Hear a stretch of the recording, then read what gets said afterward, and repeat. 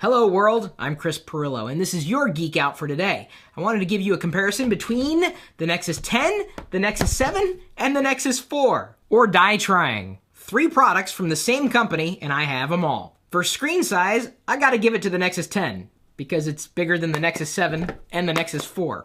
I need another hand. Okay, we're obviously talking about 3 different types of computers for 3 different kinds of needs. In terms of feel, the Nexus 7 is palmable. The Nexus 10 certainly feels okay in landscape mode, and I really like the Nexus 4 in one hand or 2. It's just that the Nexus 10 can be a bit top-heavy. Okay to hold in this orientation, a little awkward in this one. The screen is smoother on the Nexus 4, and I really appreciate the soft touch on the perimeter. The Nexus 7 doesn't really have a soft touch. I mean, other than on the back. And my Nexus 10, even with light use, seems to attract dust on the back. Could you even see the dust there? I could! Now, in terms of attracting fingerprints, the Nexus 4 handled them better. I mean, yes, we are talking about larger screens with the Nexus 10 and the 7. It's just that I don't have to wipe off the screen with the Nexus 4 as much. And being someone who is OCD, that means a lot.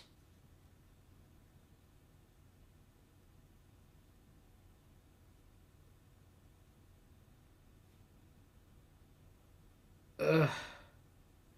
It's just so slow. In terms of which device produced the crispest text, I would have to give that to the Nexus 10. Runner-up would have to be the Nexus 4, and in third place, the Nexus 7. In terms of brightness and contrast differences between the screens, there really wasn't that much of a difference. And if there was a difference, it was minor. Come on, I'm ready for the next test.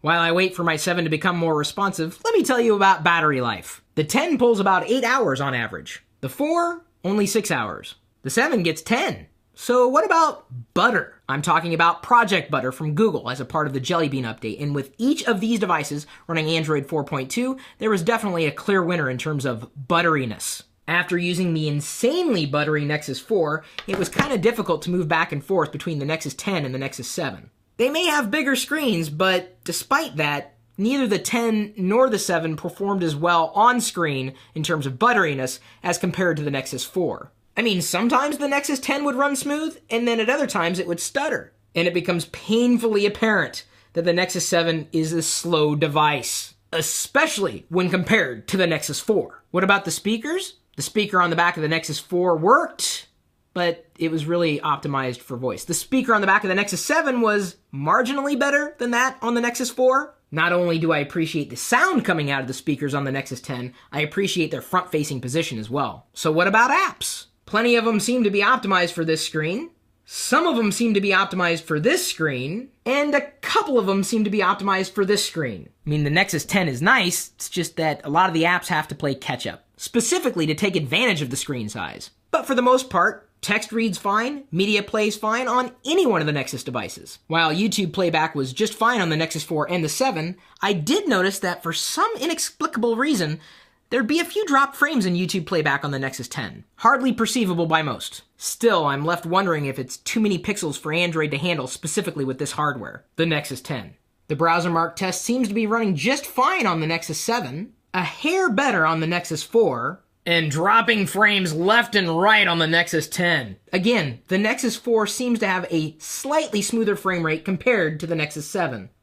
And despite having started the Browser Mark 2.0 test on the Nexus 10 first, I'm still waiting to move to the next test. And for argument's sake, I turned off any animated wallpaper that might have caused any issues with performance.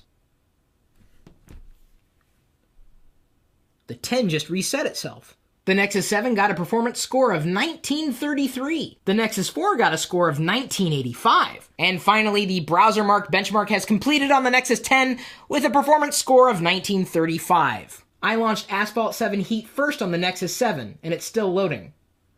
On the Nexus 4, I'm ready to play. It definitely loaded faster than either one on the Nexus 10. The Nexus 4 definitely shows animations and transitions in a smoother fashion than either the Nexus 7 or the Nexus 10. Let's play! Really smooth frame rate on the Nexus 4. Oop, some drop frames. Whoa, where'd my frames go on the Nexus 7? They're not in the game. Frame droppage! How sad is it that I play better when I'm not touching the screen? Let's see how well I do on the Nexus 10. Smooth. Although I gotta tell you, it's not as smooth when there are a lot of elements on the screen. Not very buttery in the turns either. Although I would say no better or no worse than that on the Nexus 4. Okay, maybe a hair worse. And I'm not talking about my driving. Nexus 7 gameplay? Meh. Nexus 4 gameplay? Smooth. Nexus 10 gameplay?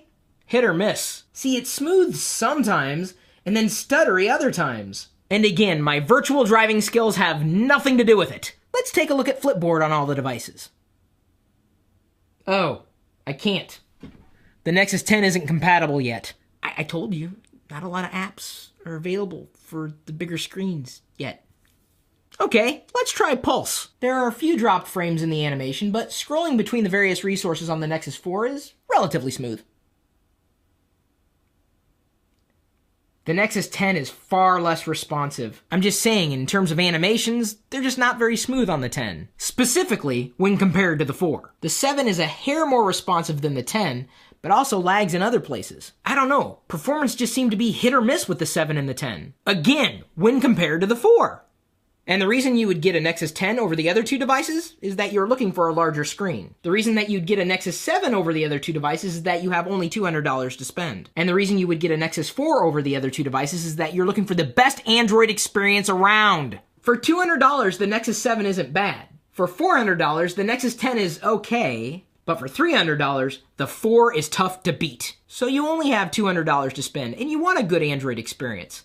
Save your pennies. Get the 4. Between a $200 Nexus 7 and a $400 Nexus 10, it's a draw. The overarching experience is just missing from the 7 and the 10. I think large screen Android apps will get here eventually, but that's not even my issue with them.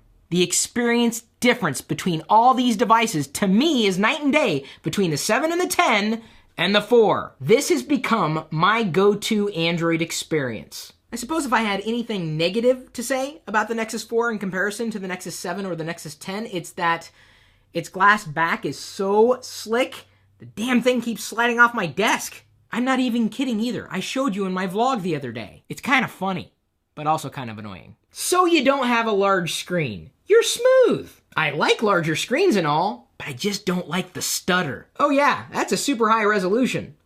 The problem is the software isn't really optimized for the hardware yet. And that's certainly more apparent on the 10 compared to the 4. I do believe that Google is working on the problem, optimizing Android for a variety of experiences, but it just seems to me that the Nexus 10, possibly even the Nexus 7, will become better products with the next iteration of Android. I admit it, the Nexus 4 kind of ruined me. The experiences on the other two products just paled by comparison. What you value most may be completely different from what I value. I have my favorite of the trio. Which one would you pick, and why?